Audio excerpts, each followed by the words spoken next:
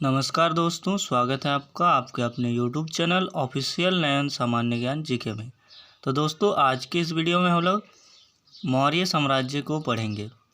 तो वीडियो में अंत तक बने रहिएगा। चाहे आप किसी भी कॉम्पिटिटिव एग्ज़ाम की तैयारी कर रहे हैं, यूपीएससी, एसएससी, रेलवे या बैंकिंग, किसी भी प्रकार के एग्ज़ाम के लिए आप यदि तैयारी कर रहे हैं तो ये वीडियो आपके लिए हेल्पफुल ज़रूर होगी। तो वीडियो में अंत तक बने रहिएगा।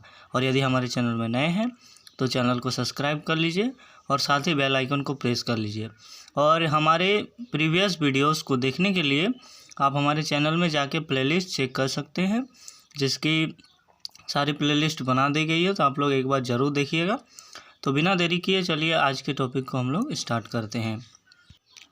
मौर्य साम्राज्य। नंद वंश के अंतिम शासक धनानंद को पराजित करके चंद्रगुप्त मौर्य ने मगध में मौर्य साम्राज्य की स्थापना की। यानी कि जो मगध साम्राज्य था उसमें नंद वंश का अंतिम शासक कौन था? तो धनानंद था। तो उसे हराकर, तो किसने हराया था? चंद्रगुप्त मौर्य ने मगध पर मौर्य साम्राज्य की स्थापना की थी। मौर्य वंश के बारे में जानकारी निम्नलिखित स्रोतों से मिलती है। ठीक है, तो दो स्रोत है, साहित्यिक स्रोत और पुरातात्विक स्रोत।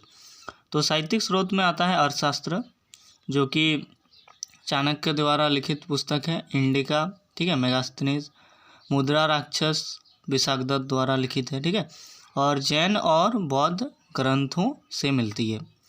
और अगर हम बात करें पुरातात्विक स्रोत, तो इसमें आते हैं अशोक के अभिलेख, जूनागढ़ अभिलेख, रुद्रदामन अभिलेख। ठीक है, तो चलिए आगे देखते हैं। मौर्य साम्राज्य का विस्तार। तो देखते हैं इसका विस्तार कितना दूर है और कैसा कैसा था। चंद्रगुप्त मौर्य ने मौर्य वंश की स्थापना की थी और एक विस्तृत राज्य की स्थापना की थी। उसने उत्तर में हिमालय से लेकर दक्षिण में मैसूर, पूर्व में बंगाल से लेकर उत्तर पश्चिम में हिंदुकुश पर्वत तथा पश्चिम में अरब सागर तक अपने साम्राज्य का विस्तार किया था। ठीक है, तो आप लोग देख सकते हैं ये बहुत ही विशाल साम्राज्य एक हिसाब से देख सकते हैं स्थापना किया था कौन? तो चंद्रगुप्त मौर्य ने। मौर्य साम्राज्य के शासक। तो कौन कौन से शासक मौर्य साम्राज्य में शासन किए थे? तो चलिए देखते हैं। चंद्रगुप्त मौर्य, इसके बाद आया था उसका पुत्र बिंदुसार, फिर आता है अशोक, दशरथ मौर्य, संप्रति, शालीशुक, देववर्मन, शतधन्वन, बृहदत्त। अंतिम शासक कौन था मौर्य साम्राज्य का? बृहदत्त। चंद्रगुप्त मौर्य के बारे में देख लेते हैं। चंद्रगुप्त मौर्य मौर्य वंश के प्रथम शासक तथा संस्थापक थे। 322 ईस्वी पूर्व में नंद वंश के शासक धनानंद को पराजित करके यह मगध के राजा बने।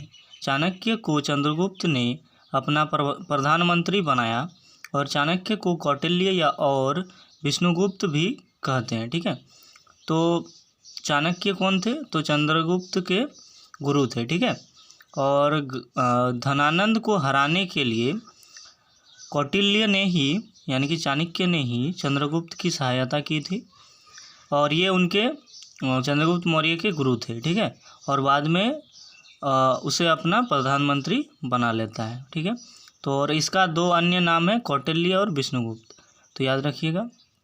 आगे देखते हैं।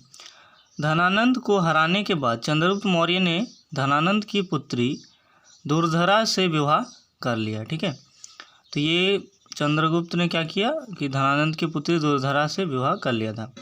यूनानी लेखक के द्वारा चंद्रगुप्त को दिए गए नाम। तो कुछ यूनानी लेखक हैं जिन्होंने चंद्रगुप्त को कुछ नाम दिए हैं, तो देखते हैं। प्लूटार्क एंड्रोकोट्स चंद्रगुप्त का नाम दिए हैं, ठीक है, को नाम दिए हैं, और जस्टिन सेंड्रोकोट्स चंद्रगुप्त मौर्य को कहा है। 1793 में सर विलियम जोन्स ने सर्वप्रथम यह बताया कि यह नाम चंद्रगुप्त मौर्य के है। ठीक है, और ये किसने बताया था? तो विलियम जोन्स ने।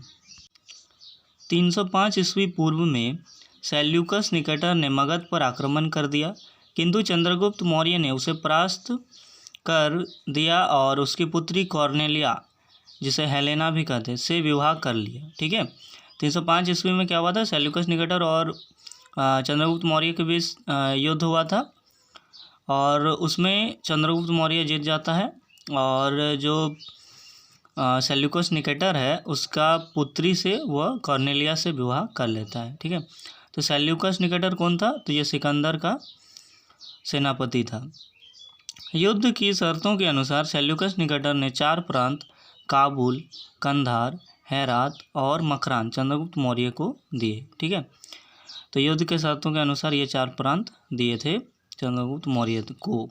ठीक, चंद्रगुप्त मौर्य ने भी 500 हाथी सेल्यूकस निकेटर को भेंट दिए। उपहार के रूप में 500 हाथी दिए थे। सेल्यूकस निकेटर ने अपना राजदूत मेगास्थनीज को चंद्रगुप्त मौर्य के दरबार में भेजा था। यानी कि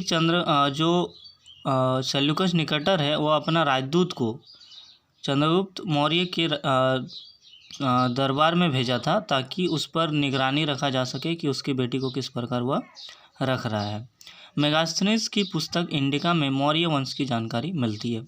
इंडिका किसकी पुस्तक है? तो मेगास्थनीज द्वारा लिखित पुस्तक है।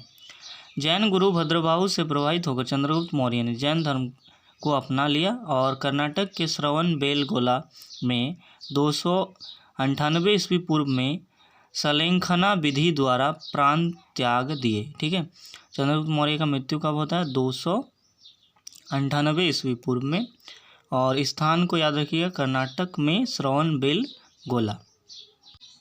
मगध का अगला शासक है बिंदुसार, चंद्रगुप्त मौर्य का उत्तराधिकारी। बिंदुसार चंद्रगुप्त मौर्य का उत्तराधिकारी बना।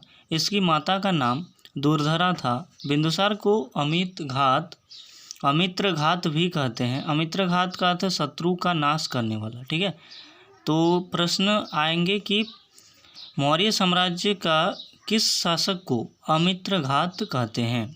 तो आंसर हो जाएगा बिंदुसार। सीरिया के शासक एंटियोकस ने अपना राजदूत डायमेकस को बिंदुसार के दरबार में भेजा था। बिंदुसार ने सीरिया के नरेश से अंजीर, मीठी शराब तथा यूनानी दार्शनिक की मांग की थी। ठीक है, ये 3 चीज़ याद रखेगा। एंटियोकस ने 2 वस्तुएं मीठी शराब तथा अंजीर को भिजवा दिया, परंतु यूनानी दार्शनिक की मांग को ठुकरा दिया। उन्होंने कहा कि यूनानी कानूनों के अनुसार दार्शनिक का क्रय विक्रय नहीं किया जाता है। ठीक है, तो ये चीज़ याद रखिएगा। बिंदुसार आजीवक संप्रदाय का अनुयायी था। बिंदुसार के समय तक्षशिला में विद्रोह हो गया। उस समय तक्षशिला का राजकुमार बिंदुसार का बड़ा बेटा सुसीम था। वह विद्रोह को दबाने में असफल रहा। तब बिंदुसार ने अपने छोटे पुत्र अशोक को, उस समय अवंती का राज्यपाल था, उसे विद्रोह को दबाने के लिए भेजा। अशोक ने बड़े ही क्रूरतापूर्वक विद्रोह को दबा दिया। बिंदुसार की मृत्यु के बाद अशोक मगध के सिंहासन पर बैठा था। ठीक है, तो सुसीम क्या था? इसका बड़ा पुत्र था और इसका छोटा पुत्र का नाम था अशोक, और वही मगध साम्राज्य पर बाद में बैठता है। आई होप आप लोगों को वीडियो अच्छी लगी और अंत तक बने रहने के लिए धन्यवाद। तो आप हमारे चैनल को सब्सक्राइब कर लीजिए और साथ ही बेल आइकन को प्रेस कर लीजिए और हमारे वीडियोस को देखते रहिए। तो धन्यवाद। जय हिंद, जय भारत।